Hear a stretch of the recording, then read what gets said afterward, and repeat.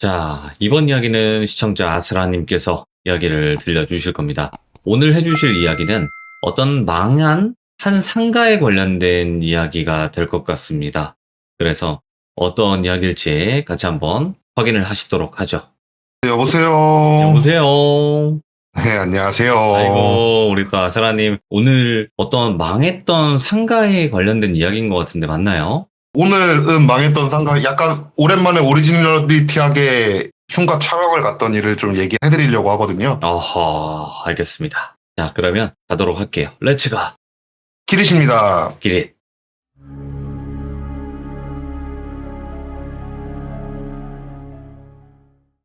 이거 촬영 같은 경우에는 협회 측에서 이제 무당을 찾아달라고 협조 요청을 받고 촬영을 들어갔던 거예요. 네네. 그러니까 이게 무당을 찾아달라는 게 어떤 거냐면요. 저도 이거는 그때 당시 처음 알았는데 무당협회라는 곳이 있대요. 그 무당협회에 이제 무당들이 등록을 하고 그 등록된 무당들 중에서 이제 좀 괜찮은 사람들이랑 컨택을 해가지고 협회 측에서 일을 처리하는 경우가 되게 잦은데 네. 그래갖고 협회랑 일반 심령협회랑 그 협회에 등록된 무당들 중에서 이제 진짜 가짜를 구별하기 위해 갖고 방송국 사람들을 좀 많이 써먹는다고 하더라고요. 그래서 이게 조금 좀 어떤 방식인지 알려드리면은 유명하지 않은 흉가를 찾아요, 먼저. 절대로 인터넷에 검색해서 나오면 되지 않는 흉가예요. 네. 그리고 나서 그거에 관련된 사연을 먼저 미리 전부 다 조사를 다 해놔요. 그리고 나서 그곳으로 사람들을 부르는 거예요. 사람들을 불러갖고 이력을 얘기해봐라. 그런데 만약에 그 이력이 저희가 조사한 내용이랑 완전히 일치를 하면은 얘는 그래도 신기는 있다. 오. 이게 판단이 될 거 아니에요. 그리고 이거를 영상으로 기록을 남겨서 심령협회랑 무당협회에다 이게 넘겨주면은 걔들이 그걸 보고 얘가 진짜로 접신을 해가지고 상황을 읽은 거다 아니다 얘는 뭔가 조사를 해왔나 보다 그걸 이제 그쪽에서 다시 재평가를 한 다음에 이 사람이 정말 무당이다 라고 이제 판단을 내리게 된대요. 어우, 복잡하네, 은근. 예. 네, 은근 되게 복잡하더라고요. 그래서 실제로 저 같은 경우에 이런 현장을 3번 정도 나가봤는데 이번 것까지 해가지고 저희가 나갔던 현장이 이제 상가 건물인데 딱 망한 지 2주밖에 되지 않은 상가 건물이에요. 이력 조사를 해봤는데 상가가 이제 재개발이 들어가기 직전에 시위를 하시던 분들이 조금 좀 극단적인 시위를 진행을 하신 거죠. 오. 그러니까 진짜 목숨 걸고 시위를 하시다가 실제로 몇몇 분들이 이제 생활고부터 시작해가지고 각종 이슈에 시달리다가 상가 건물 내에서 안 좋은 선택도 하셨고, 그러니까 이런 상가 건물을 이제 그걸 하기 위해 갖고 촬영을 딱 들어가게 된 거예요. 저희가 이력 조사는 그렇게 다 끝난 상태에서 협회 측에서 소개를 받은 무당들을 이제 매일 한 분 한 분씩 이제 불러갖고 촬영을 하고 있는데, 네. 연예인들 중에 이런 거 되게 좋아하는 연예인 분이 한 분 계세요. 그분이 이제 그때 당시 있었던 사무실에 자주 놀러 오시는 분이었는데 그분이 자기 일 없다고 같이 따라가고 싶다고 말씀을 하시는 거예요, 갑자기. 근데 네네. 이 연예인 분이 귀신을 정말 잘 보세요. 그래서 방송국 내에서 귀신 잘 보기로 좀 유명한 연예인 분이신데 또 이런 것도 되게 좋아하시는 분이셨고. 네. 그러니까 뭐 가신다면요 뭐 상관없죠 한 다음에 그분을 모시고 스텝처럼 이제 모자 씌우고 마스크 씌운 다음에 분장을 시켜갖고 현장을 데리고 들어갔어요. 이게 하루에 한 2-3명 정도씩밖에 안 해요. 첫날에 왔던 3명 무당은 다 꽝이었어요. 와가지고 진짜 헛소리만 하다 갔어요. 그리고 2번째 날에 왔던 무당 3명도 다 꽝이었어요. 제가 들어와가지고 막 여기는 여자 연가가 있어요 막 이런데 실제로 그 상가 건물에서는 여자는커녕 돌아가신 분들이 다 남자분이셨거든요. 그런 걸로. 네, 그런 걸로 판단하는 거예요, 저희가.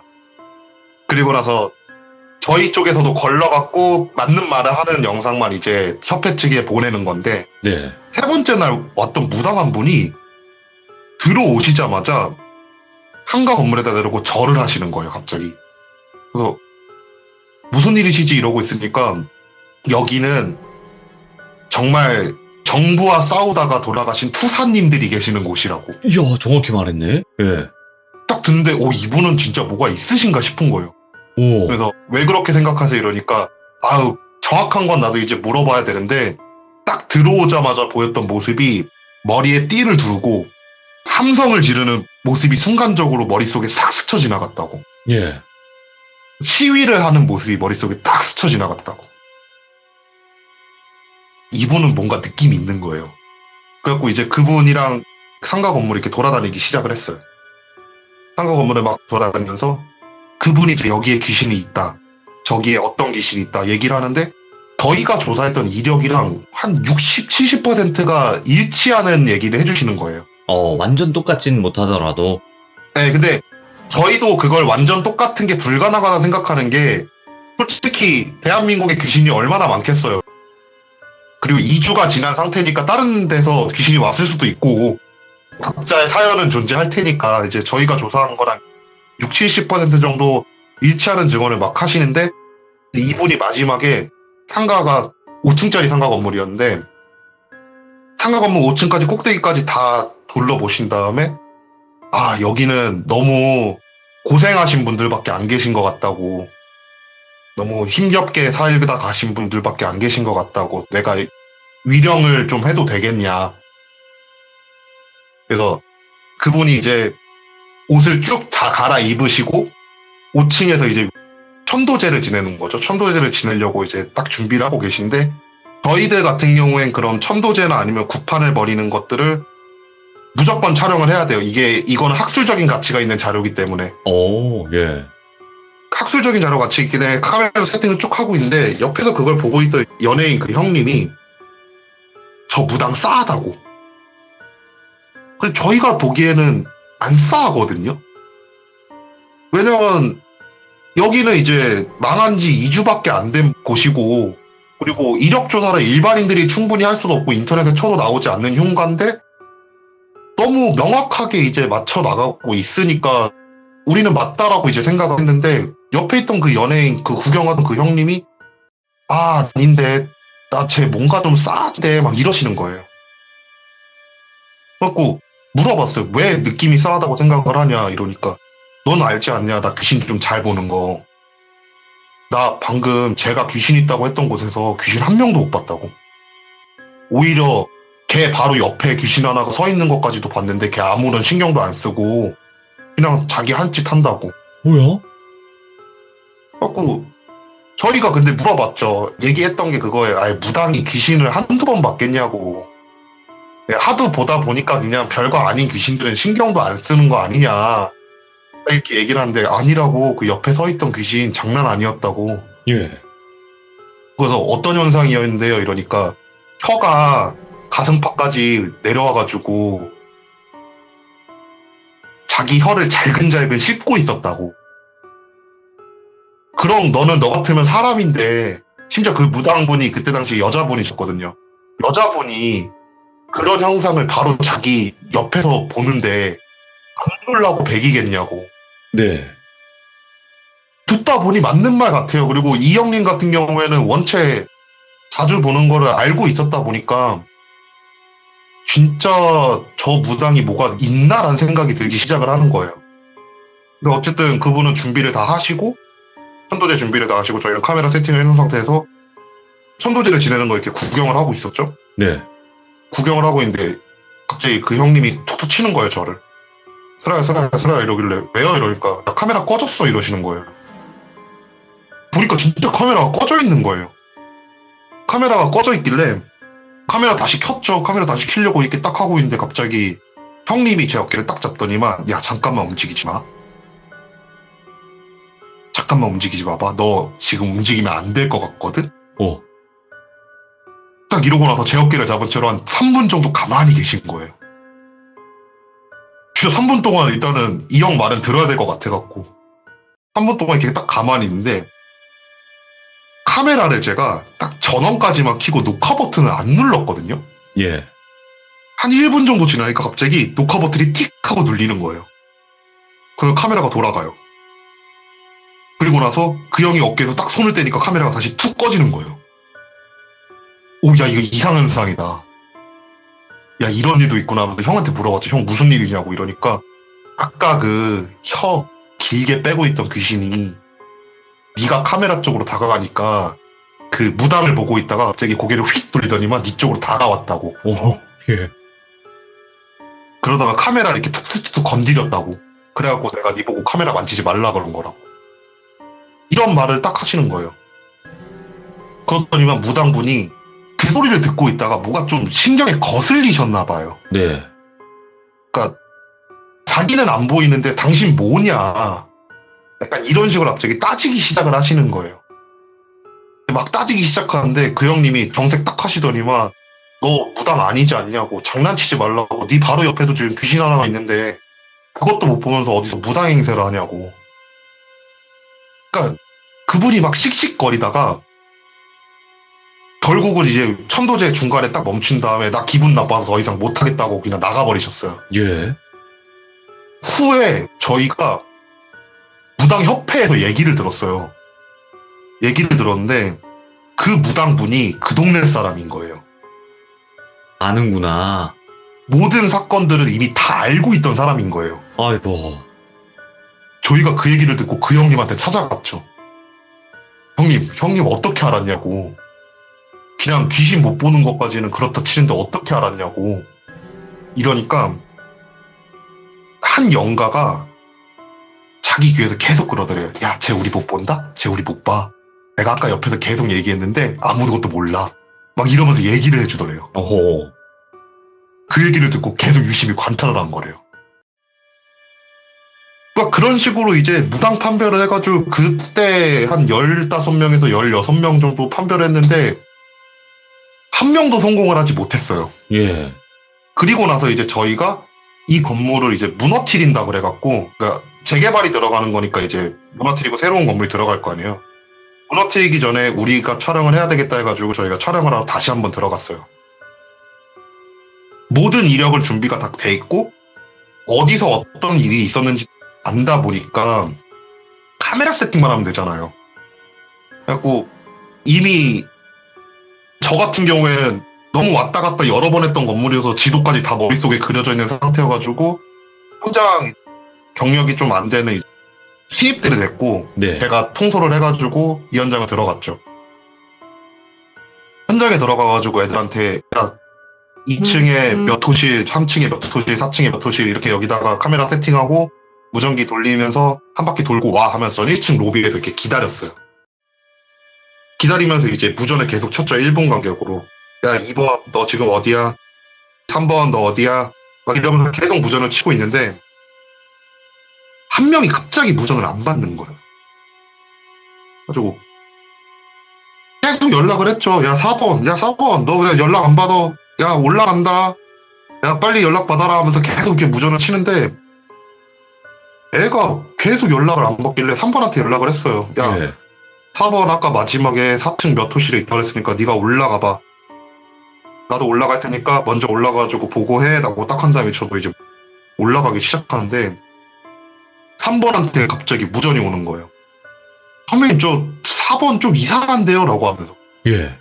그래서 왜 뭐가 이상한데 이러니까 애가 혀를 씹고 있어요 이러는 거예요. 그래서 뭔 소리야 혀를 씹고 있다니 이러니까 혀를 빼놓고 씹고 있어요 막 이러는 거예요. 예. 그러니까 딱 그 얘기를 듣자마자 그 형님이 해줬던 말이 생각이 나는 거예요. 그러네요. 와, 이 형 진짜 귀신 잘 본다 하더니만 정말 잘 보나 보다라는 생각을 하면서 야, 일단은 지켜보고 딴짓 못하게 지켜보고 있어. 내가 애들이랑 다 챙겨갖고 올라갈 테니까 좀만 기다려라고 한 다음에 2번한테 이제 연락을 했죠. 야, 예. 카메라 그냥 세팅해놓은 상태에서 4층으로 올라와라고 한 다음에 2번 애를 챙겨갖고 4층으로 올라가가지고 제가 쫙 봤어요. 네. 봤더니만 진짜 애가 카메라 앞에서 혀를 길게 뺀 상태에서 혀를 잘근잘근 씹고 있는 거예요. 예. 모습이 되게 기괴해가지고 일단은 감독님한테 보고를 드리려고 감독님한테 전화를 걸었죠.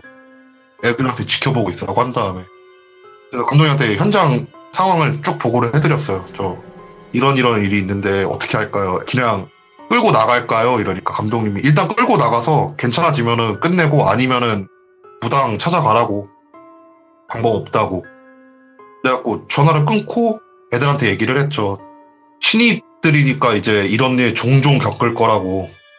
종종 겪을 건데 절대로 니들이 당황하면 안 된다고. 붙잡고 나가자. 애들이 근데 다가가질 못하는 거예요. 무서우니까. 그래서 저 안 되겠다 싶어서 제가 이렇게 가서 걔 잡고 땡겨갖고 아래쪽으로 막 끌고 갔어요. 그때쯤 되니까 이제 애들도 같이 막 너도 나도 붙잡고 이제 끌고 내려와가지고 1층에 딱 도착하니까 애가 혀를 안 씹고 있는 거예요. 네. 그래갖고 얘 괜찮아졌나 보다. 이제 괜찮아졌나 보다 해서 야야 괜찮지 이제 좀 정신 좀 들어와 이러니까 걔가 갑자기 제 귀 쪽으로 딱 오더니만 한다는 말이 너도 나 안 보이지 야 그때 걔랑 똑같네 너도 나 안 보이지 이러는 거예요 갑자기. 오, 예. 이거 순간적으로 야 이거는 좀 아니다 싶어가지고 감독님한테 다시 문자를 보내갖고 가장 가까운 무당집 좀 보내달라고. 그래서 그 무당집으로 데리고 갔어요 애를. 예. 애를 딱 데리고 가가지고 거기서 이제 천도제를 지낸 거죠. 천도제를 딱 지내니까 애가 이제 정신이 들어와서 한다는 말이 4층에 올라갔는데 기억이 없대요. 그래가지고 와 너 시인 거라고 그게. 너 이런 일을 종종 겪게 될 수도 있다고. 어떻게 할 거냐 계속 할 거냐 이러니까 걔는 결국 그만뒀어요. 근데 그 얘기를 듣고 나서 진짜 무당을 데리고 이 상가 건물을 한번 와보고 싶은 거예요. 감독님 생각은. 예. 그 연예인 분이랑 같이. 그래서 연예인 분이랑 저희 쪽에서 거래하는 이제 여자 무당분 한 분을 이렇게 딱 불렀는데 그 두 분이 하시는 말씀이 다 똑같은 거예요. 그러면서 그 무당이 연예인 분을 보고 너는 무당하라고. 왜 연예인 하고 있냐고. 너 어지간한 무당들보다 더 정확하게 본다고. 네. 그리고 실제로 이분이 지금 무당이 되셨어요. 아, 실제로. 네. 어느 순간 갑자기 신병이 와가지고 지금 무당이 되셨어요. 그러니까 그분이랑 같이 하면서 되게 많은 걸 겪었는데 여기 같은 경우에 상가 건물은 아닌데 이분이랑 이제 같이 1층짜리 되게 다 조그만 단독주택 흉가를 가게 됐는데 저희가 이제 흉가 촬영 때 어떻게 하는지 제가 얘기를 다 해드렸잖아요. 진짜 불 다 꺼놓고 혼자서 이렇게 움직이는데 그 형님이 그러는 거예요. 야 사전답사 내가 혼자 하면 안 돼? 이러시는 거예요 갑자기. 왜요? 이러니까 내가 여기 지금 되게 묘한 게 보이는데 궁금해가지고 한번 보고 싶다고. 알겠습니다 이러고 나서 그 형님이 이제 카메라 받아갖고 카메라를 들고 사전답사로 들어가셨어요. 한 30분 후쯤 오셔갖고 저희한테 한다는 말이 야 니들 모자 조심해 이러시는 거예요. 저희 스태프들 거의 기본적으로 다 모자 쓰고 일하거든요. 이게 머리카락 휘날리거나 그러는 게 되게 불편해가지고 모자를 왜 조심하라 그러지 이러고 나서 저랑 이제 다른 형님 한 분이랑 이렇게 들어갔는데 그 형님이 갑자기 야 나가자 이러시는 거예요. 왜 이러니까 야 누가 모자를 벗겼어 이러시는 거예요. 예.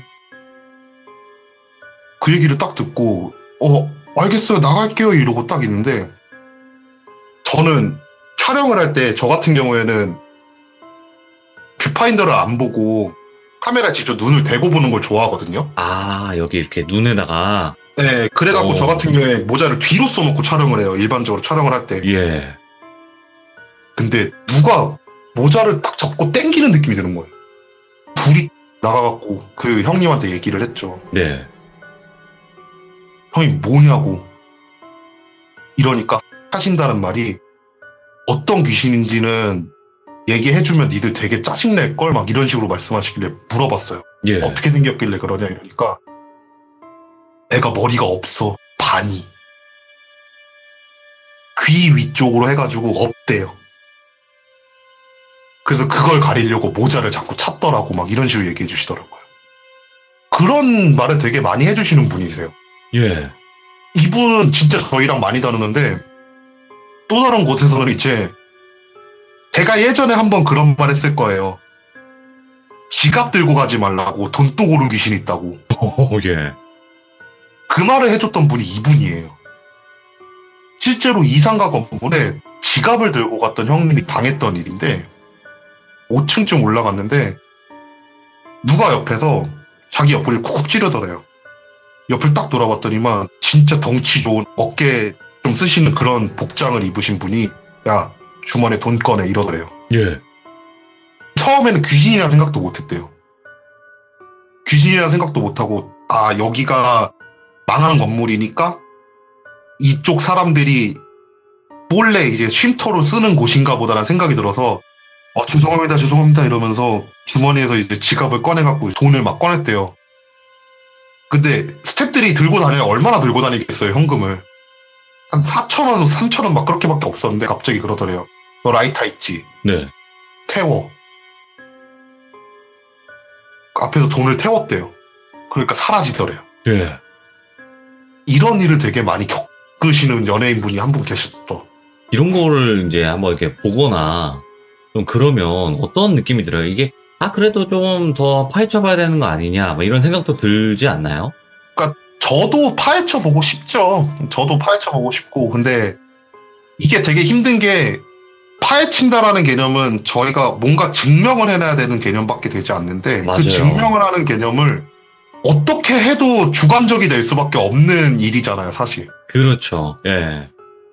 그러니까 저희가 암만 형상을 겪고 여기 계신 모든 분들 그리고 사연을 주시는 모든 분들이 나 이런 일을 겪었어라고 얘기를 하고 그게 진짜 사실이고 정말로 그런 일이 일어났다 하더라도 모든 건 다 주관적인 일일 수밖에 없거든요, 사실. 맞아요. 증명하기도 어렵고 사실 귀신 네. 얘기 자체가. 예. 심지어 거의 대다수의 심령 현상은 과학적으로 증명이 돼요.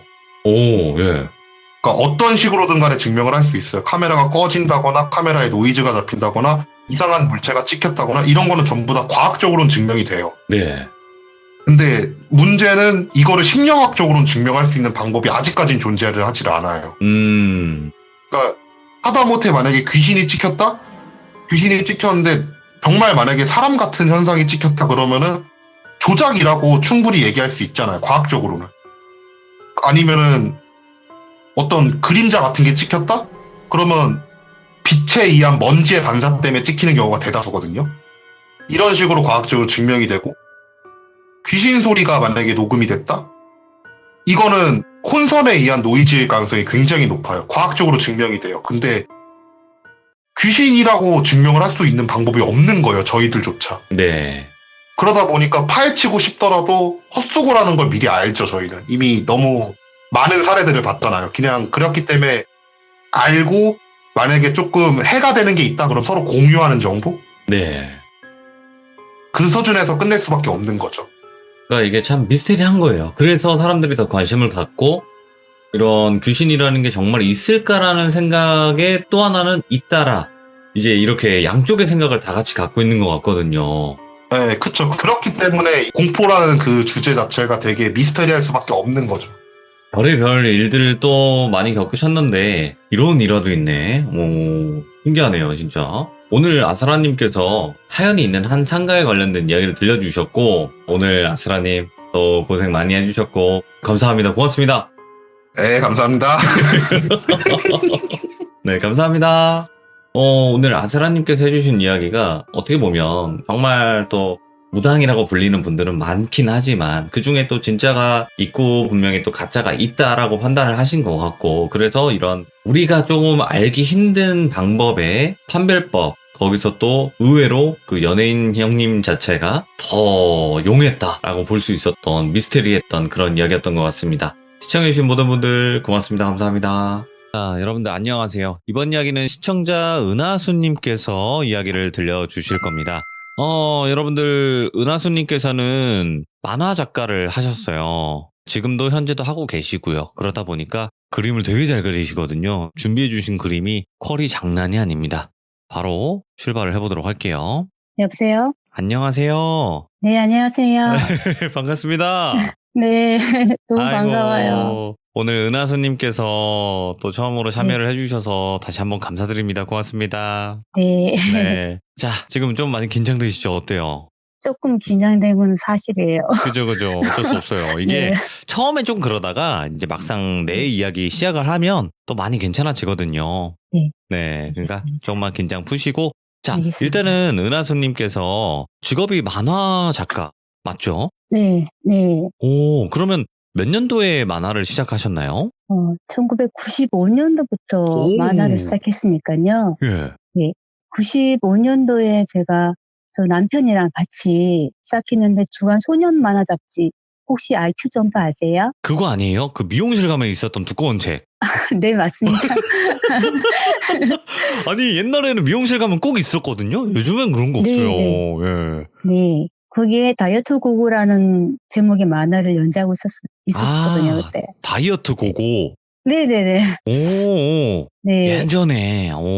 그러면 그때부터 이제 좀 시작을 하시면서 여러 가지 계속 네. 이제 작품 활동을 하셨던 것 같네요, 보니까. 네네.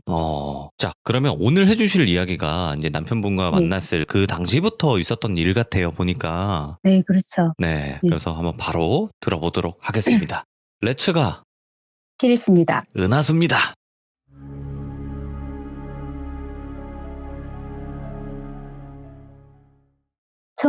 (1996년경에) 저와 남편이 그 당시에 주간 소년 잡지에 연재를 하고 있었는데 처음에 시작할 때 저희가 반지하방에서 만화를 시작했어요. 아, 그렇지. 예, 네. 예.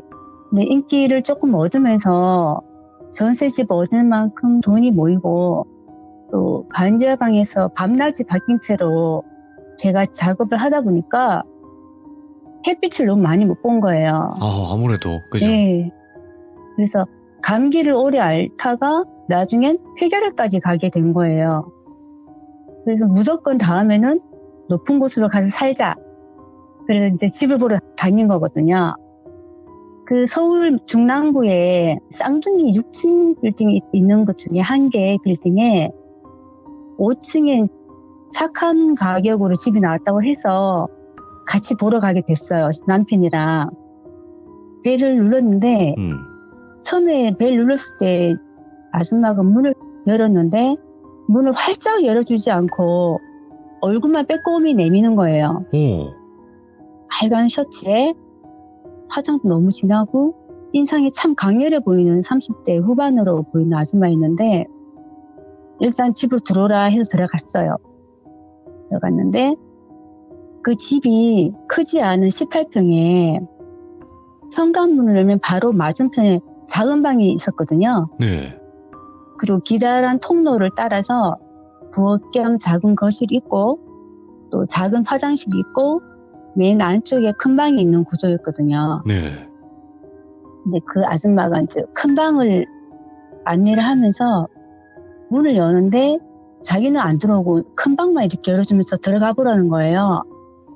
그래서 저희 남편하고 같이 들어갔는데 거기가 5층인데 그때 낮이었거든요. 근데 방안이 컴컴한 거예요. 빛이 안 들어오게 아예 두꺼운 커튼을 다 쳐놓고 네. 그래서 더 어두웠던 것 같아요. 거기다가 약간 생선이 썩는 냄새 같은 그런 냄새들이 진동하고 좀 역겨운 생각까지 들었거든요. 방안이. 느낌이 안 좋았구나, 딱. 네, 냄새가 너무 역겨워서요, 그때. 또 방바닥에는 옷가지들이 막 아무렇게나 널브러져 있고 뭐 지저분하고 뭐 끈적끈적한 것이 이렇게 묻어있는 거예요, 방바닥에. 청소를 한동안 안 한 것 같은 방. 그리고 또 그 큰 방에서 더 이상했던 거는 베란다로 나가는 창문 있죠. 그 창문 안쪽, 창문 틀 위에 가시등불 같은 거 있죠. 그게 얼기설기 엮어놓은 게 크리스마스 리스 같은 그런 모양으로 걸어놨더라고요. 그 위에다가. 네. 처음에 그래서 이게 뭐지 하다가 보니까 저도 장미꽃 같은 거 선물 받으면 벽에 걸어놓고 말리잖아요. 뭐 그런 거 아닐까 생각하고 그냥 신경 안 쓰고 넘어갔어요. 근데 가시가 많이 있었거든요, 거기에. 이번에 작은 방으로 가가지고 열어보니까 거기는 방이 너무 밝은 거예요. 밝고 창문도 크고 너무 좋았는데 그 방 안에 기다란 책상 같은 게 있는 거예요. 그 책상이 저도 처음 보는 모양이라 가지고 처음에 이게 피아노인 줄 알았어요. 책상이 아니라. 근데 너무 이상한 거예요. 책상처럼 보이니까 또. 그래서 아줌마한테 제가 물어봤어요. 아줌마 이거 이상한 책상이네요. 이게 뭐예요? 제가 물어봤어요. 제가 호기심이 많아서. 그랬더니 그 아줌마가 하시는 말씀이 할아버지가 쓰던 책상인데 지금은 안 계세요. 이렇게 말하는 거예요. 네. 근데 살짝 웃는 게 보이니까 기분이 조금 그랬었어요. 그때부터 조금 느낌이 오는 것 같은 느낌이 들었거든요, 그때. 네, 이상하다, 이거. 근데 남의 가족 사이 별로 이제 신경 쓰고 싶지도 않았고, 또 할아버지가 누군지 물어보는 건 더 실례인 것 같아가지고, 근성으로 제가 네 하고 그냥 대답하고 나오면서, 이 집 작은 방에 햇빛이 너무 마음에 들어서 그때, 큰 방은 좀 찝찝하죠. 그 냄새며, 그 끈적끈적한 거 하며. 네. 그래서 그날 바로 계약을 하게 됐어요. 드디어 마침내 햇빛이 드는 그 집으로 안지하방을 벗어나서 이사하게 되었어요. 야, 얼마나 좋았을까, 그때. 네, 햇빛만 생각해서 네. 저 폐결핵으로 너무 고생해서 아침 일찍 짐을 싸가지고 서둘러서 이삿짐 센터 아저씨랑 그 빌딩의 1층에 도착했는데 아줌마가 보니까 아예 짐을 싸지도 않았던 거예요. 그때 보니까. 짐도 그대로 있고 그냥 그 상태로 그대로 있었던 거예요. 그래서 이삿짐 센터 아저씨가 조금 눈치를 주는 거예요. 늦어질까 봐. 그분은 하루에 2번 정도 이사를 옮기시는 것 같더라고요. 그럼요. 그분도 그게 돈이지. 예. 네. 저희는 오전에 그냥 끝내는 걸로 그렇게 생각하셨던 모양이에요. 예. 그러니까 아저씨한테도 눈치 보이고 또 저희가 큰맘 먹고 가구 단지에서 비싼 장롱도 주문했었거든요. 네. 그 장롱도 도착했는데 길바닥에 있으니까 기분이 너무 안 좋아지는 거예요. 저희 짐을 내리고 한 3시간 정도 기다리니까 그 아줌마가 부른 이삿짐 트럭이 그때 온 거예요. 그러니까 저랑 남편이 좀 더 빨리 옮겨달라고 부탁드렸죠. 네. 근데 그 아줌마는 전혀 그때 미안해하지도 않은 얼굴로 한쪽 입술만 실룩이면서 이상하게 웃는 거예요. 왜 자꾸 저렇게 웃을까라고 생각했죠, 그때.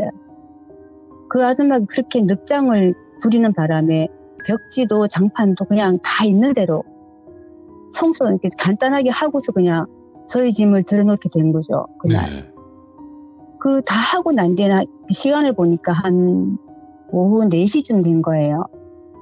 짐을 이제 대충 옮기고 큰 짐들은 다 큰 방으로 옮기고 너무 피곤하니까 이제 신랑이랑 저랑 대충 좀 밀어놓고 큰 방에서 안쪽으로 밀어놓고 큰 방 방문 앞에 공간을 만들고 조금 쉬자 하면서 누웠던 거예요. 네. 누웠더니 신랑은 이제 금방 피곤하니까 코를 골고 자고 저는 워낙에 성격이 예민해서 낯선 곳에서는 절대 잠을 못 자거든요. 네. 저희 친정집에 가도 잠을 잘 못 자요. 잠을 못 자가지고 이런저런 생각으로 눈만 감은 채 집을 어떻게 꾸밀까, 가구는 얼마 더 쌓아야 될까 이렇게 생각하고 있었거든요. 그때 이상한 소리가 조금씩 멀리서 들리는 거예요. 갑자기 이렇게 조그만 소리인데 그 꽹가리 소리 있죠. 꽹가리 소리하고 장구, 북소리가 자 멀리서 점점점 들리는 거예요. 뭐지? 이게 뭐지? 하고 생각하고 있었는데 또 그 꽹가리하고 장구 소리에 섞여서 사람들 말소리도 들리는 거예요. 뭐가 또 그렇게 재밌는지 자기네끼리 얘기하다가 갑자기 그냥 저희가 이렇게 웃는 소리는 하하하 이렇게 웃잖아요. 그렇게 웃는 게 아니라 이렇게 웃는 거예요. 웃는 소리가 정상이 아니에요. 미친 사람처럼 막 이상하게 웃는 거예요. 계속. 그 웃음소리 자체가 제가 굉장히 이상한 웃음소리처럼 느껴지는 거예요. 이거는 정상이 아니다. 근데 또 왁작지근하게 막 소리가 막 또 들리는 거예요. 그때 당시엔 동네 할머니들, 할아버지들이 사물놀이 하시는 분들이 꽤 있었거든요. 그분들이 이제 동네에 돌아다니면서 하시는 걸 제가 봤기 때문에 혹시 그런 소린가? 그런 소린가?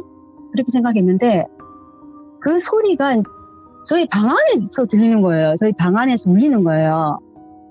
근데 울리는 게 제가 귀로 듣는 게 아니었어요. 그럼요. 귀로 들리는 게 아니라 뇌로 이렇게 들리는 듯한 소리 있죠. 머릿속으로 박혔구나. 오. 네, 머릿속으로 이렇게 막 들리는 거예요. 우리 집 밑에 도로에 들리는 소리하고는 다른 거죠. 차가 지나가는 소리랑 다른 거죠. 그 꽹과리 소리가 점점 이렇게 커지고 눈을 뜨지 말아야 되겠다. 그러고 있는데 눈을 꼭 감고 있는데 그 이상한 소리를 내는 형체들의 모양이 보이는 거예요. 형체가 뿌옇게 보이기 시작하는 거예요. 근데 보니까 이게 사람도 아니고 원숭이도 아닌 조그만 키에 팔은 길었던 것 같아요. 예?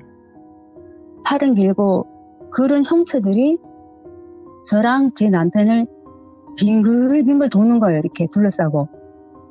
되게 많았어요. 빙글빙글 돌면서 계속 이 기괴한 춤 있죠. 몸이 꺾이듯이 이렇게 추는 춤 있죠.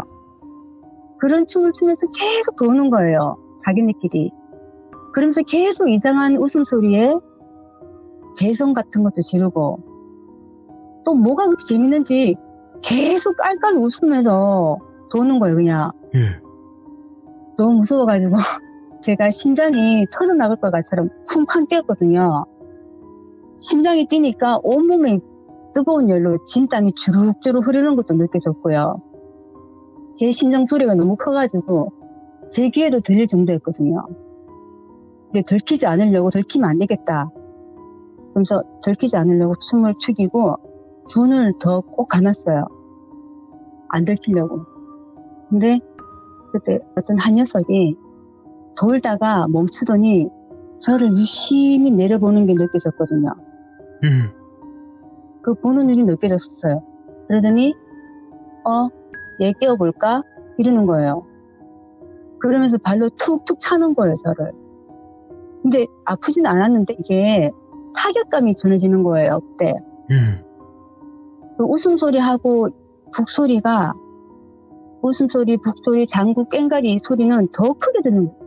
귀가 울리듯이 계속 크게 막 온 방 안에 들리니까 저는 더 무섭고 심장이 막 터질 듯이 숨이 막혔고 눈 더 꼭 감았습니다. 그때. 네. 혹시라도 제가 눈을 뜰 수도 있잖아요. 네. 눈 안 뜨려고 더 꼭 감았어요. 그때. 근데 또 다른 녀석도 저를 빤히 내려다보는 게 느껴졌거든요.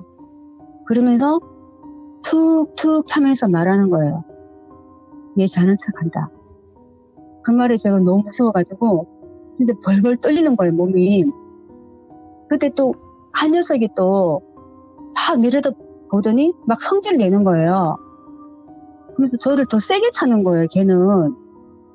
그래서 야 일어나 야 계속 이렇게 크게 소리 지르면서 그러더니 제가 안 일어나니까 안 일어난다 재미없다 가자 이러면서 가는 거예요. 오, 예. 걔가 가니까 나머지 형제들도 다 따라가는 게 느껴지고 성체들이 희미해지고 또 꽹과리 소리도 점점 멀어지면서 사라지는 거예요. 네. 그러고 나서 제 온몸이 진짜 진땀으로 다 젖어버린 거예요. 듣고 있던 이불까지도 만져보니까 젖은 게 느껴질 정도로요. 혹시나 걔네들이 안 가고 있을까봐 그럼. 예. 너무 무서운 거예요. 그래서 10분 정도 눈 안 뜨고 꼭 감고 그대로 그 자리에 얼음이 된 채로 있었던 거예요. 네. 한 10분 정도 지난 뒤에 제가 눈을 살짝 떠보니까 커튼을 걷어내는 큰 방에 베란다 창문으로 해가 넘어가고 있는 게 보였거든요. 그래서 신랑은 깨웠어요. 자기야 좀 전에 이상한 소리 못 들었어. 자기야 일어나봐. 그래서 깨웠어요. 나 이상한 거 봤어. 무서워. 이 집 무서워 라고 했더니 제가 조금 전에 겪은 것을 막 얘기했어요. 일어나 그러면서. 근데 남편이 너무 피곤하니까 이제 억지로 일어나면서 가위 눌렸네 이렇게 말하더라고요. 아닌데. 가위가 아닌데. 그러니까. 네. 저는 가위를 어릴 때 자주 눌렸거든요. 네. 느낌이 다르죠. 그 가위 눌리는 거랑 이거는 느낌이 다른 거예요. 네. 가위 눌렸을 때는 뭔가 이렇게 압력 같은 게 느껴지거든요.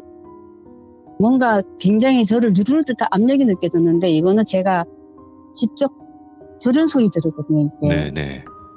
느끼고 그러고서 이제 뭐 새로 이사를 했으니까 뭐 이렇게 짐 옮기고 그러면서 조금씩 무서운 거는 잊혀지고 그러다가 가을에 이사 갔으니까 9월달에 이사 갔거든요. 그러고 난 뒤에 그해 12월 겨울 크리스마스 때 제가 강아지를 너무 좋아하거든요. 그래서 남편하고 슈나우저 분양 받아온 거예요. 슈나우저 귀엽지. 네. 예. 네.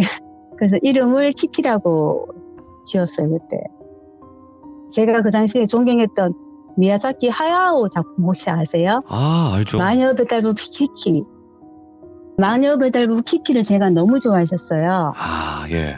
그래서 키키라고 이름을 지었어요, 그때. 그 집에서 그 할아버지가 있었다는 작은 방이 저희 침실이 되었고, 큰 방은 저희 작업실로 사용했어요, 그때. 3개월 조금 넘은 키키가 조그맣잖아요. 늘 이렇게 보면은 얘는 나만 쫓아다니고, 잘 때도 제 옆에서 자고, 일할 때도 제 의자 밑에서 있었거든요. 네. 얘는 훈련시키면 다 따라할 정도로 되게 똘똘하고, 산책할 때면 지나가는 사람이 인형이라고 할 정도로 예뻤어요. 키키 이쁘다. 지금 사진 띄워드렸거든요. 네. 네. 네, 키키가 우리 집에 온 지 한 달쯤 됐을 때, 얘는 항상 제 옆에서 잤다 그러잖아요. 침대에서 같이 자는데, 새벽에 갑자기 벌떡 일어나더니, 닫힌 방문 있죠? 방문을 바라보면서 짖는 거예요. 막 짖는 거예요. 갑자기 캄캄한 방에서, 캄캄한데 정확히 방문을 보면서 짖는 거예요. 예. 그러더니, 짖으면서 그 시선이 그대로 그 할아버지가 있던 책상 있죠? 그쪽으로 짖는 거예요. 그래서 거기서 애가 이게 조그만 몸인데 부르르 떨면서 막 짖는 거예요, 막. 그리고 한참을 짖고 오르렁대고 그러더니 또 시선이 창문으로 향하는 거예요, 애가. 그러면서 계속 짖고요, 계속. 창문을 향해서. 그 창문을 향해서 좀 짖다 보니까 얼마 있다가 얘가 멈추는 거예요. 예.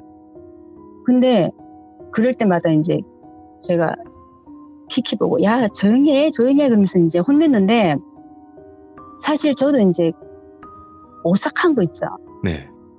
오싹한 것을 같이 느꼈거든요, 그때. 그 무렵에 이제 얘가 되게 활동적이라 가지고 저희가 작업할 때 얘는 항상 보면은 금방 방문 앞에 장판을 막 물어뜯고 거칠게 걷는 거 있잖아요. 발톱으로 막 긁어대는 거예요. 네. 그럴 때마다 저한테 혼나도 계속 하는 거예요, 얘가. 제가 혼나면 멈추는 애인데 그럴 때는 제가 혼내도 계속 하는 거예요, 걔가. 계속 뜯고 긁고. 장판이 너무 이제 많이 뜯겨진 거예요. 방문 앞에 그 장판이 뜯겨져가지고 너무 보기 흉해서 너덜너덜하게 뜯겨진 부분을 뜯어내버리고 그 뜯겨진 부분에 좀 청소하고 테이프를 붙여놓으려고 네. 제가 한날에는 장판을 이렇게 들어 올렸어요. 너무 놀랐어요. 노란 종이에 빨간 글씨. 부적이네. 특히 부적들 있죠. 네. 부적들이 장판 밑에 수십 장 깔려 있는 거예요. 제가 머리 대고 누웠던 그 자리 있죠. 이상한 형체를 봤던 그 자리에 부적들이 수십 장이 깔려 있었던 거예요. 키키가 그거를 파내고 있었던 거예요. 저는 그것도 모르고 혼냈는데 걔가 계속 그거를 파내려고 했던 거예요. 너무 무서운 거예요, 그게. 그래서 자기야, 일로 와봐. 그러면서 이제 제가 그 장판 밑에 남편이랑 다 보여줬었어요. 그때 우리가 이제 이사할 때 워낙 급하게 이사 오느라 그 아줌마가 빨리 짐을 안 빼는 바람에 제대로 여기저기 살펴 못 봤잖아요. 장판도 못 깔고 이게 도배도 못 했잖아요. 근데 이거 너무 많은 거예요. 이 부적이. 남편이랑 다 살펴봤어요. 혹시나 더 있을까봐. 그럼요. 예. 보니까 방 안에 그 빨갛게 표시된 부분 있죠. 아. 한강 안에. 다 위치구나. 그쪽에도 부석이 있었고 그 예. 부석 크기는 핸드폰 정도 크기 있죠. 그런 부석들이 다닥다닥 붙어 있었고요. 그리고 부엌 싱크대 뒤, 그리고 싱크대하고 벽 사이에 좁은 틈새 있거든요. 거기도 있었고, 그 싱크대 위에도 있었고, 신발장 안에도 있었고, 온 집안에 부적이 있는 거예요. 저희가 제대로 못 봤던 모든 부분에 있었던 거예요, 부적이. 네. 신랑이랑 다 찾아서, 아, 이제는 됐다. 이거 이제 다 찾아서 이제 버리자. 괜찮겠지 하고 이제 그거는 다 버리고 부적을 이제 다 찾아서 버렸으니까 괜찮겠다 하고서 저는 좀 안심을 했죠, 그때. 그 부적을 다 찾고 안심하고 이제 그래도 혹시나 모르니까 청소를 좀 다 하기로 했어요, 저희 집에. 네. 청소를 하는 날에 제가 욕실에 가서 선반위를 제가 청소를 하게 됐는데 걸레를 잡고 약간 깨금발하고 이렇게 걸레를 쓱 문지르잖아요. 선반위를. 제가 손을 뻗어서 쓱 문지르는데 손끝이 뭔가 툭 걸리는 거예요. 그래서 툭 걸려서 제가 이렇게 다시 탁 걸레질을 한다고 이렇게 딱 손짓을 했는데 그때 그다란 팬티 있죠. 예? 팬티가 제 얼굴을 향해서 확 날아오는 거예요. 그 선반 위에서. 순간적으로 제가 피해가지고 팬티가 제 얼굴을 안 때렸는데 그 제가 이게 뭐지? 그러면서 제가 또 무서운 생각이 들어서 깨금발해서 보니까 거기도 부석이 있었고요. 근데 그 부석 크기는 그 약간 카드 정도 크기 있죠. 작네, 이건. 네, 그거는 작은 거였어요. 거기도 부석이 있더라고요. 그리고 또 부엌으로 가서 선반위에도 청소했으니까 부엌에도 하자. 팬티가 나올 수도 있겠지라고 생각했죠, 그때. 뭔가 고치다가 그래도 얹어놨겠지라고 생각했죠. 또 이제 부엌에 가서 제가 청소하러 갔는데 거기도 이제 이 아줌마가 전세입자인 이 아줌마가 워낙에 청소를 안 했기 때문에 먼지가 많았기 때문에 제가 또 부엌 선반위를 청소한다고 또 선반위를 걸레로 쓱 휘졌는데 갑자기 하얀 종지 있죠. 하얀 종지가 제 얼굴을 향해서 확 떨어지는 거예요. 그 종지 안에는 아무것도 없는 종지였거든요. 예. 그런 일이 있다 보니까 너무 무서운 거예요. 혹시 나를 노리나? 이런 생각 드는 거죠, 그때. 근데 이상한 게 이제 작은 방에만 부적이 찾아보니까 없더라고요. 그러네. 유일하게 없네요. 할아버지가 있던 그 방에만 없었던 거예요. 그러고 한데, 이제 됐겠지. 다 찾았으니까 이제 됐겠지. 이제 없겠지라고 생각하고 안심을 하려고 했는데, 그래도 이유를 알 수 없게 소름이 있죠. 네. 순간순간 소름이 쫙쫙 돌고, 또 불 꺼진 현관 앞에 신발장 부분에 특히 거기에 이제 시선이 느껴지는 거예요. 저하고 키키가 금방 쪽에서 불 꺼진 현관 앞을 보게 되면은 항상 거기서 뭔가가 느껴지는 거예요. 예. 그게 약간 키키도 같이 느끼는 것 같이 쳐다보는데 얘가 뒤를 쫑긋 세우고 얘는 목이 길잖아요. 시나우저가. 목에 힘을 잔뜩 들어간 채 눈을 반짝이면서 눈이 얘가 파란색 눈이에요. 파란 눈이에요. 그 눈이 반짝일 정도로 노려보는 거예요. 예. 거기만. 저랑 같이 느꼈던 거예요, 거기를. 그 현관 앞에 있던 시선이 그게 어떤 느낌이 들었냐면은 그게 보통 돌비를 보더라도 현관 앞에 있는 어떤 연가나 그런 것들이 뭉클이가 앉아서 노려본다. 이렇게 말하잖아요. 맞죠, 맞죠. 근데 이거는 그런 게 아니라 항상 똑같은 자세로 꼿꼿이 서 있는 거예요. 그게 제가 꼿꼿이 서 있다고 느껴지는 게 항상 시선이 마주치는 어떤 부분에서 그 시선이 마주치는 게 제가 앉은 높이에서 서 있는 위치였거든요. 네. 항상 움직이지 않고 서서 저를 노려보는 거예요. 그게 느껴지는 거예요, 그때. 가능한 한 불 꺼졌을 때는 현관을 안 보는 걸로. 그 작은 방으로 갈 때도 그냥 가능한 한 현관을 그냥 외면한 채 그냥 방문을 쓱 방 안에 들어가는 겁니다. 저는 항상 그렇게 제가 무서우니까 그렇게 행동을 했었고요. 네. 확실히 이제 그 시선에 있는 그거는 큰 방에서 봤던 그 기괴하고 그런 형체랑 완전히 다른 느낌이잖아요. 큰 방에서는 좀 기괴하고 작고 그런 애들이잖아요. 근데 이 녀석은 그게 아니었어요. 그냥 항상 꼿이 서 있다. 나를 쳐다보면서 위협하지는 않는데 조금 무서웠어요. 근데 키키가 항상 이렇게 그쪽만 주시하고 있었기 때문에, 그리고 특히나 우리가 이제 큰 방에서 작업실이잖아요. 그 작업하고 있을 때 어떨 때 조용해서 키키야 하면서 이렇게 키키를 부르잖아요. 그러면 키키는 고개도 안 돌리고 그쪽만 주시하고 있는 거예요. 현관 쪽에만. 그래서 제가 혹시 또 그 존재를 보고 있나? 이런 생각을 하고 그랬었거든요. 네. 그리고 그렇게 좀 시간이 좀 흐르고 저희가 이제 연재하던 그 다이어트고가 되게 대히트를 치면서 저희가 또 수입이 되게 많아지게 된 거예요. 다이어트 고고가. 네네네. 되게 그때 인기를 많이 끌었던 것 같아요. 네네. 밤새워도 너무 즐거운 거죠, 그때. 그렇지, 그렇지. 예. 네네. 덜 피곤하고. 그러다 보니까 이제 밤새워서 작업하고 아침에 자는 이 루틴이 계속 되었는데 어느 날 갑자기 남편이 아프게 된 거예요. 처음에 감기처럼 앓게 됐거든요. 네. 감기인 줄 알았는데 이게 독감처럼 또 느껴졌다가 나중에 또 더 심하게 아픈 거예요. 네. 그러다가 나중에는 어지러워서 앉아서 밥도 못 먹을 정도로 어지러웠던 거예요. 병원에 가려고 문을 열고 계단을 내려가려고 할 때 계단이 저 아래로 뚝 떨어졌다가 다시 솟는 것처럼 이렇게 너무 어지러워서 병원 가는 것도 힘들 정도로 네. 겨우겨우 병원 가서 진료받고 약 타갖고 왔는데 가면 갈수록 얼굴이 되게 창백해지고 누워있어도 잠을 못 자겠다 할 정도로 어지러웠대요. 그래도 주간 연재라 가지고 저희가 쉴 수가 없잖아요. 그럼요. 예. 조금 괜찮아지면은 작업하고 또 어지러지면 또 쓰러지듯이 누워 자고 그러다 보니까 그때 문화생하고 후배 작가가 이렇게 조금씩 배경 같은 거 그릴 때 도와주고 그러면서 겨우겨우 저희가 마감을 했거든요. 그렇게 한 달 정도를 남편이 알았어요. 네.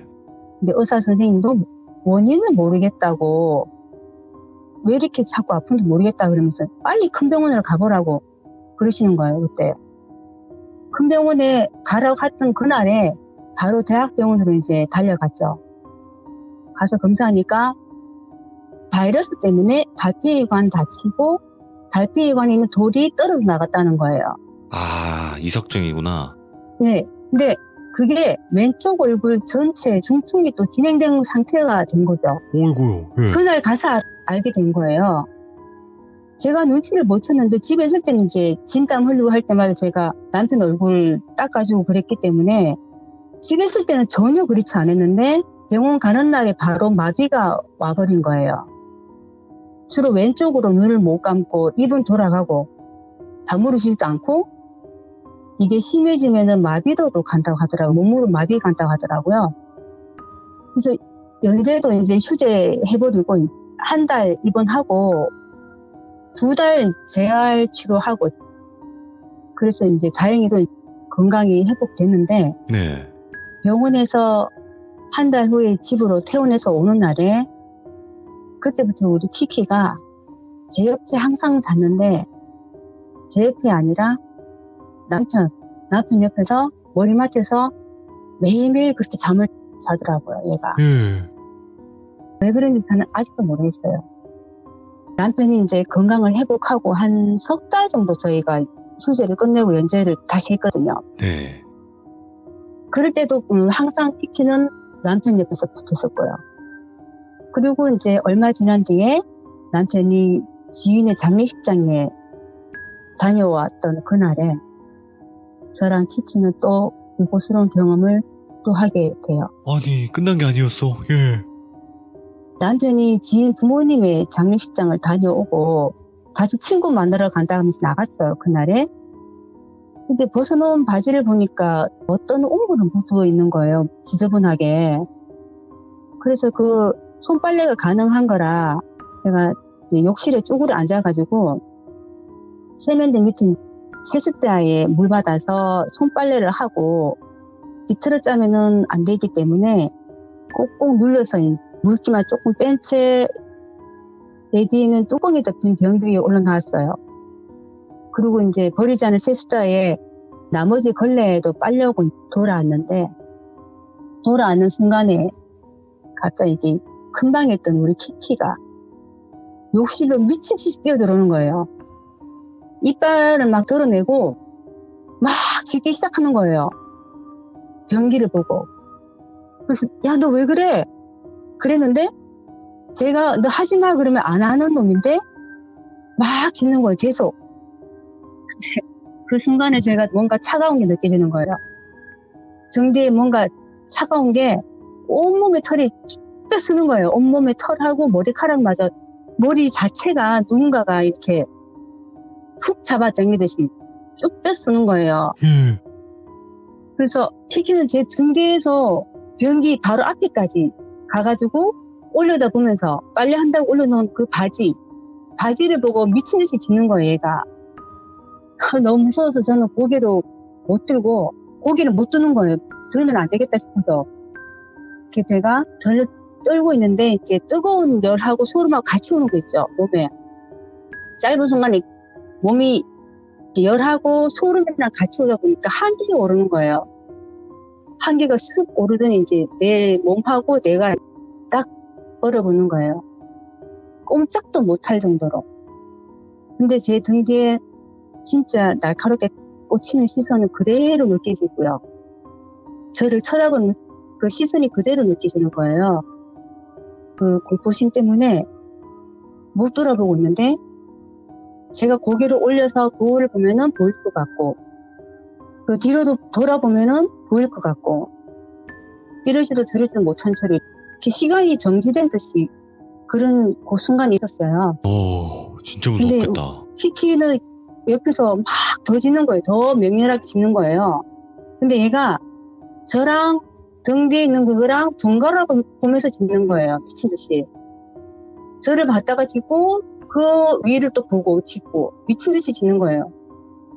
아, 이게 끝나지 않겠구나 해가지고 제가 열심히 해가지고 변기 쪽으로 훅 돌아봤어요. 도로 목을 크게 오버하듯이 이렇게 확 돌리면서 큰 소리로 제가 쌍욕을 했어요. 예. 무서우니까. 근데 변기 위에는 그냥 젖어있는 바지뿐이죠. 바지를 제가 움켜 잡았어요. 세게 움켜쥐고 탁탁 털었어요. 크게. 털고 소리쳤죠, 그때. 무서우니까 제가 따로 할 수 있는 게 없었더라고요, 그때.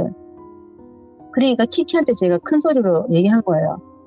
야, 아무것도 아닌데 왜 짖지 마! 이러면서 크게 소리 지르면서. 무서우니까. 그리고 그 바지를 잡고서 제가 바로 베란다로 가서 놀고 아무렇지도 않은 듯이 이렇게 창문을 쾅 닫고 들어왔는데 식은땀이 줄줄 흐르는 거예요. 근데 키키가 저를 보고 있는 거예요. 보고 있으니까 제가 키키를 꼭 안아줬죠. 왜냐하면 얘도 무서울 거니까. 그래서 키키랑 저랑 꼭 껴안았는데 얘가 심장이 제 손에 이렇게 쿵쿵 느껴질 정도로 있는 거예요, 심장이. 키키. 예. 네. 저랑 같이 둘이서 그냥 어깨 안고 덜덜 떨고 있었죠, 그때. 그런 일이 있고 난 뒤에 또 얼마 뒤에 저희가 이사간 그 빌딩이 쌍둥이 빌딩이라 그랬잖아요. 네네. 그 두 빌딩에 날벼락이 떨어진 거예요. 집주인이 많은 은행 부채를 안고서 이렇게 부도가 났는데 그 두 건물에 입주한 입주민들이 전세금을 한 푼도 못 받고 다 쫓겨나게 된 거예요. 아이고. 이 집주인이 교묘하게 이제 세입자들 다 속여서 세입자들이 은행보다 후순위가 되게 계약을 해놨더라고요. 옛날에는 그렇게도 했었던 모양이에요. 네. 우리 집만 전세금을 나중에 경매가 끝난 뒤에 다른 건물주한테 저희가 돌려받았거든요. 오, 다행이다, 그거는. 예. 예, 정말 다행하게도 우리가 은행보다 하루 전에 확정일자를 받아놨더라고요.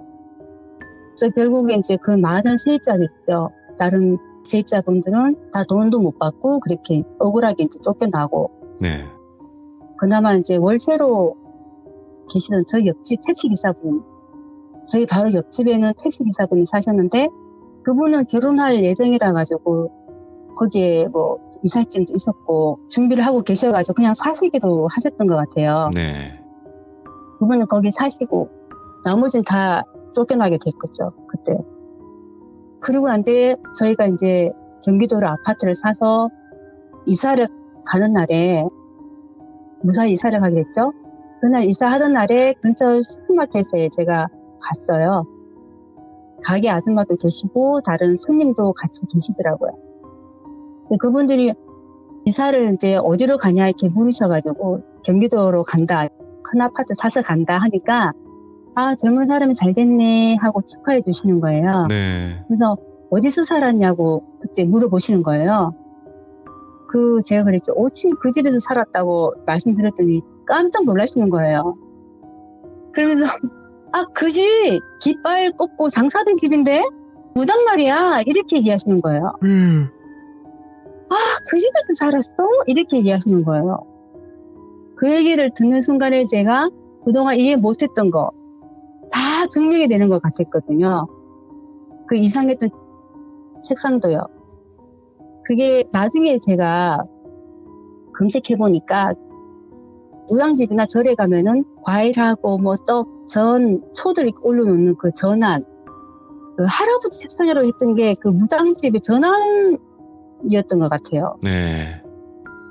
그래서 그날에 그렇게 계약을 다 끝내고 이사 가고, 일단은 저희는 새 집에서 살 생각 때문에 그것 또한 이제 잊어버렸죠, 금세. 그러고 난 뒤에 얼마 뒤에 계약이 덜 끝난 그 집에 살고 싶다고 저희 친척분한테 연락이 온 거예요. 저희가 무서운 경험도 좀 있었고 거기에 저희가 뭐 이런저런 그런이 있었기 때문에 못 빌려준다 그러면은 그분이 혹시나 빌려주기 싫어서 핑계댄다고 생각할 수 있기 때문에 좀 고민하다가 빌려드렸거든요. 아, 근데 또 예. 저희가 이사 나오기 전 얼마 전까지는 무서운 일도 없었고 좀 괜찮을 것 같다라고 생각이 들었거든요. 그렇게 약간 그분이 한 달 정도 그 집에서 살고 계셨던 것 같아요. 한 달 정도. 근데 어느 날 전화를 받게 된 거예요. 저희가 그분한테서. 응급실이 있다는 거예요. 와, 안 돼. 그분이 그러는데 피를 토했다고, 그것도 1층에서 5층까지 피를 토하면서 계단을 올라갔으니까 그거 좀 치워달라고 하시는 거예요. 그러면서 그분이 하시는 말이 그 집 도저히 무서워서 못 살겠다. 아, 그래서 저희 신랑이랑 물어봤어요. 왜 그러냐 물어보니까 그 집 가가지고 매일 밤에 잘 때 어떤 남자가 올라타가지고, 이 친척분도 남자분인데 올라타서 목을 이렇게 팍 조르면서 어서 나가 여기 내 집이야 이렇게 얘기하는 거예요. 그럴 줄 알았다. 나가 네. 그러더래요. 예. 그 집에 가셔가지고 그분은 건강도 더 안 좋아지고 술도 더 많이 먹게 되고 일도 더 오히려 안 좋게 됐다고 하더라고요. 그 피토하시던 그날도 이제 술을 마시던 집으로 가시다가 5층 집으로 올라가는 계단에서부터 갑자기 피가 토하게 됐다고 하더라고요. 네. 진짜 남편이 가봤더니 계단 1층에서 5층까지 피가 막 뿌려져 있었다는 거예요. 근데 그 청소가 안 된 게 왜냐면 그 집 나갔던 그 세입자들이 안 돌아왔기 때문에 좀 비어있는 집들이 많았고 해가지고 청소하는 사람도 없었고 해서 남편이 가서 그 청소를 다 하고 왔더라고요. 네. 네, 깨끗하게 청소하고 왔다고 하더라고요. 그 친척분이 이제 더 이상 못 살겠다. 그러면서 이제 퇴원하시자마자 바로 짐을 다 빼고 도망치듯이 그냥 가버렸어요. 그분은. 네. 네, 못 살겠다고. 뭐 이런 집이 다 있냐 이러면서. 친척이 이사 간 뒤에 남편이 그 집에 관련된 걸 다 정리하러 갔던 날에 옆집 택시기사분을 만나게 됐거든요. 네. 이제 그분도 갑자기 이사를 가게 되었다고 했다고 하더라고요. 그분도 뭐 보셨나요? 네네. 그 택시기사분이 야간에 근무 나가시잖아요. 그러면은 그 신혼 초인 부인이 혼자 계시잖아요. 네. 저희 집이랑 벽을 맞대고 있잖아요, 그 집이. 근데 텅 빈 저희 집이잖아요. 친척분도 이사 가시고 텅 비었잖아요. 네? 그런데 밤마다 사람 소리가 들리고 또 이상한 개성이 있죠. 제가 들었던 개성. 개성하고 웃음소리가 계속 들렸다는 거예요. 오, 소름 끼쳐. 와. 네. 무서워서 잠도 못 잘 정도로. 바로 벽 옆에서 들리니까. 그래서 무서워서 이분이 도저히 못 살겠다고 이사 가자고 했다고 하더라고요. 그리고 그분은 이사 가고 이야. 그랬습니다. 그렇게 해서 탈출하셨구나. 경기도 집으로. 네. 와, 근데 그거 아세요? 지금 그림으로 그려주신 부분 자체가 부적이 있었던 부분이라 그랬잖아요. 네네. 근데 제가 유심히 봤어요. 그래, 네. 부적은 이렇게 원래 숨겨두는 게 맞지라는 생각이 들었는데, 네. 지금 보시면 큰 방에 모서리 쪽에 있죠? 네네. 그리고 다 구석 뭐 틈새 네. 아래, 틈새 위 이런 식의 있는 거잖아요. 네네. 저기가 귀신들이 좋아하는 자리이긴 하거든요. 그래서 그쪽에다 놨나? 이 생각이 들고. 금방 방문 앞에 유독 그렇게 많았거든요. 네, 근데 저거는 방바닥 아래에 있었던 거잖아요. 네네. 근데 구석탱이 있는 것도 저기도 네. 아래에 있었던 거죠? 장판 아래. 네네. 와, 미쳐버린다 진짜. 이게 보통 네. 곳이 아니야. 그러니까 무당이 결국에는 나간 자리잖아요. 그러면 이곳에는 진짜 안 좋은 귀신들이 많이 모인다고도 하거든요. 저도 나중에 이렇게 생각해 보니까 네. 그 현관 앞에 봤던 귀신이랑 그 시선이랑 제가 큰 방에서 그 봤던 희뿌연 형체들하고 이상하게 생긴 형체를 생각하니까 완전히 다른 거예요. 그러니까 또 예. 오는 거예요. 근데 와. 아직도 제가 이해가 안 되는 게 장례식장에 갔다가 남편이 벗어놓은 바지에서 왜 또 그런 게 있었을까라는 생각을 하게 되거든요. 왜냐하면 그렇지. 현관 앞에도 뭔가가 있었는데 어떻게 된 걸까라는 생각을 하게 됐거든요. 그때. 아니 그러면 키키가 네. 진짜 장난이 아니네. 얘가 네. 다 보고 도와주고 하는 거네요. 얘가. 네. 얘는 죽을 때까지 저한테 많이 도와주고 간 아이고. 아이예요. 네. 이게 또 한참 전에 이 이야기니까. 네. 야, 그러면 이 집이 정확히 좀 큰 지역만 말씀하면 어디였나요?